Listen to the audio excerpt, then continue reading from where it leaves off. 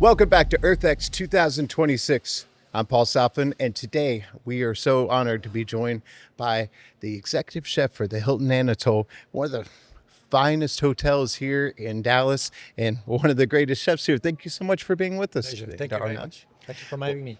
Yes, we are, you know, one thing I cannot do is cook. So I'm constantly fascinated by people that can do it. And you have a spark, you have this joy about what you do, which is so amazing. When did you first realize you had the gift? Ooh, a gift. Where I'm from, I'm born and raised in Paris, France. So all my family has always been cooking. My mom always think that she was a chef, but I never tell her. But no, she always keep trying new Yeah. things.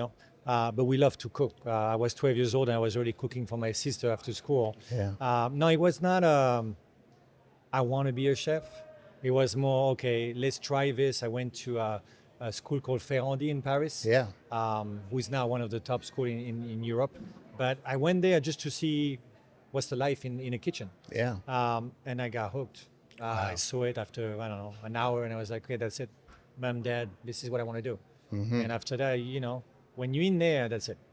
You get it. Really, the word hooked is good. That's amazing. And coming up with something so creative and so unique, and something that's unique as this place that we're in, that's pretty difficult. You got a lot of eyeballs on you, so no pressure, but how do you do it?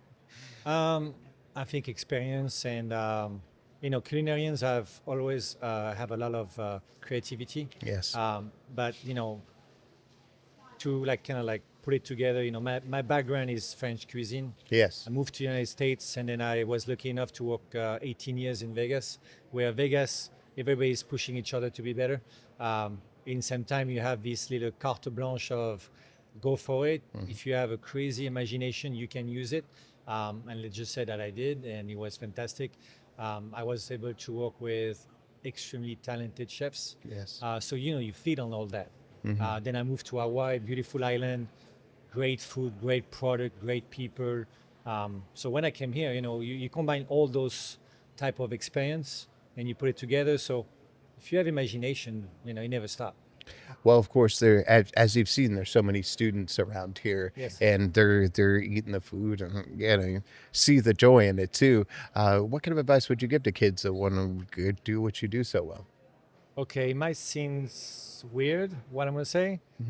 Um, Most students that come here and ask me, I want to be a chef. What do you recommend? I was like, think about it twice.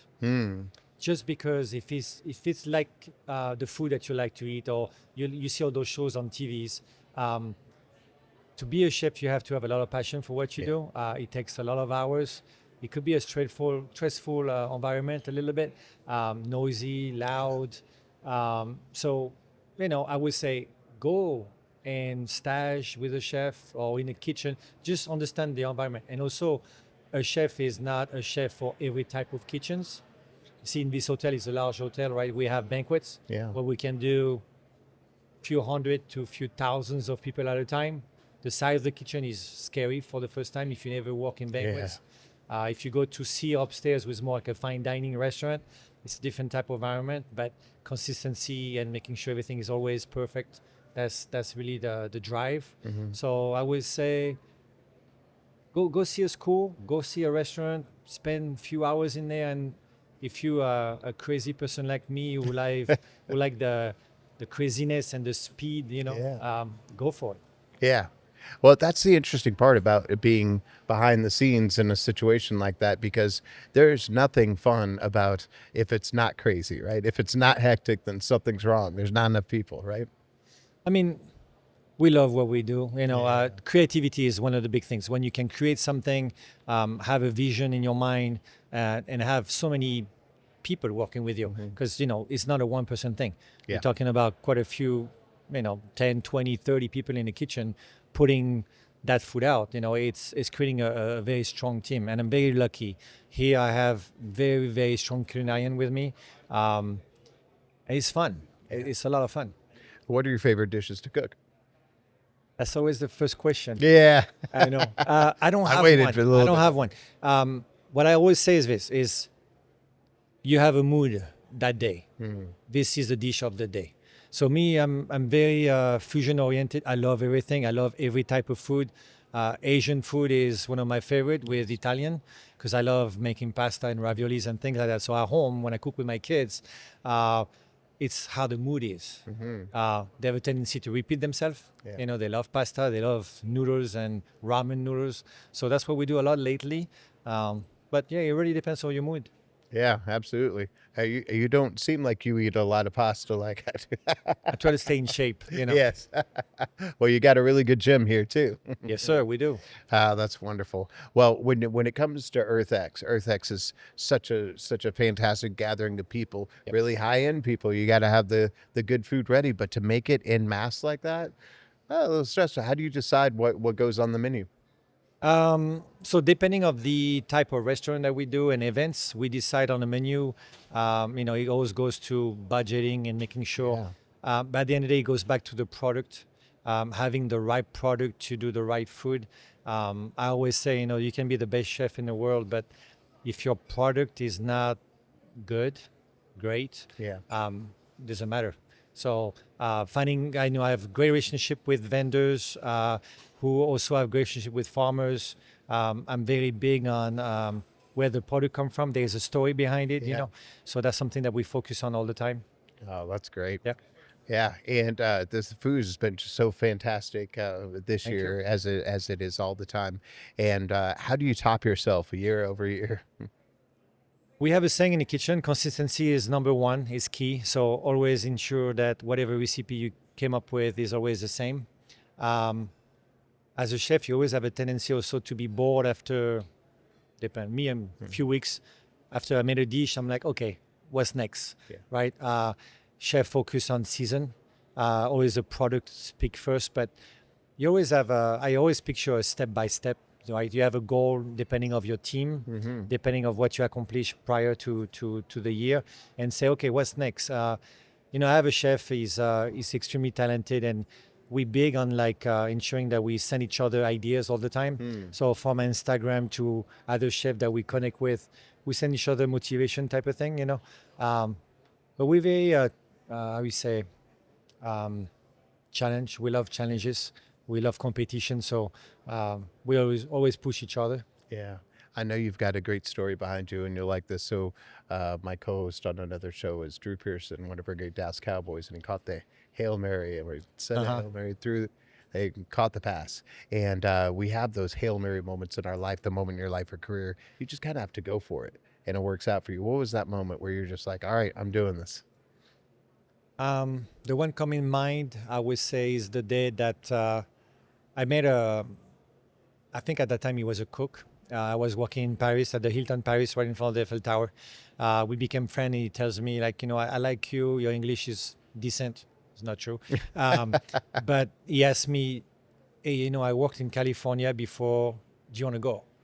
And I was like 18. I called my parents and I'm like, hey, I'm going to talk to this chef. He's in California, in Anaheim. I might have a chance to go. My parents says like, go for it. You know, in Europe, they like to get the kids out of the house very early too. But so I pick up the phone, talk to the chef. 3 months later, I was with my suitcase in Anaheim. Wow. That was probably one of the biggest one that I remember. Yeah, it was a good experience Yeah. for sure. Ah, so you obviously have that success mindset. What do you keep in mind that keeps you on the right path always? Um, I really like what I do. Yeah.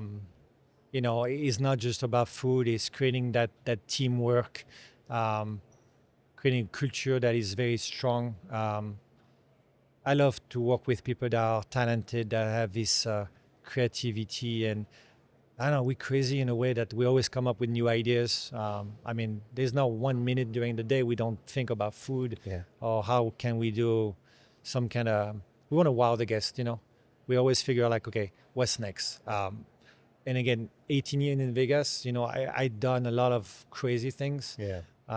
We had clouds hanging in a ballroom of 3,000 people, and between the clouds, the food was slowly going down. Like we come up with like crazy ideas. A good friend of mine, with a world-renowned chocolatier, created a dress on a lady, all made of chocolate. Wow. And I still remember his face the first time he did because he was all blushing. So imagine his body was warming up and he was touching chocolate. I made fun of him for like a few decades, but It's messy. you know, we love that. We love coming up with those ideas. That's so wonderful. Well, if someone's coming to the Anatole for the first time, where should they go? What should they eat? I would say experience everything. If I have to pick one, Yeah. Seal is like our little baby. You know, we love Seal. The view is amazing. The drinks are to die for. The food is really good. Great product. The meat program is fantastic. So I would stop there first for sure. Yeah. If you're coming to Texas, you got to have a Texas-sized steak. Absolutely, sir. Yeah. Wow, that's wonderful. Well, last thing, of course, we're here at EarthX, and it's all about sustainability. It's Yes. all about doing the best you can, and you've probably seen it done wrong too. So, what do you do better that's best for the environmentally? You know, like this morning we did something great that we came up with not too long ago, but we're doing this every 2 weeks, where we take 2 trash cans from one area every time differently, right? This time we picked an outlet. We take 1 trash can from the front of the house, 1 trash can from the back of the house. The goal is simple. We drop it on the floor and we figure out what's in the trash. Are we doing a great job with waste control? Sometimes you find opportunities and you address them. This morning was great. It was minimum, so I was very proud of the team. We do so many things. We have something that we're very proud of. Banquet is tough to really judge how many people are going to come to your events. How much are they going to eat when it's a big buffet, right? So a lot of time what we do is we're making sure we control our temperature of our food. If it's not to serve to the guests, what we do is we cool it down very quickly, like -5 degrees. We freeze it, send it to a company called a Hunger Buster locally, who serve kids that cannot afford a second meal. It's beautiful. And to me, that's amazing, right? So you managing your waste and you're doing the right things for the community.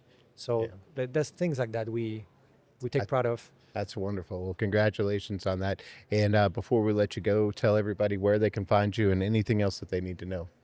Sure. My name is Arnaud Masset. I'm the chef of the Anatole, and it's one of the best places to visit during your stay in Dallas, Texas. The art is amazing. The food is just here to match it. And please visit us. Thank you so much. All right. Thank you so much for being with us. And Pleasure. stay tuned because we've got more for you at EarthX 2026 next.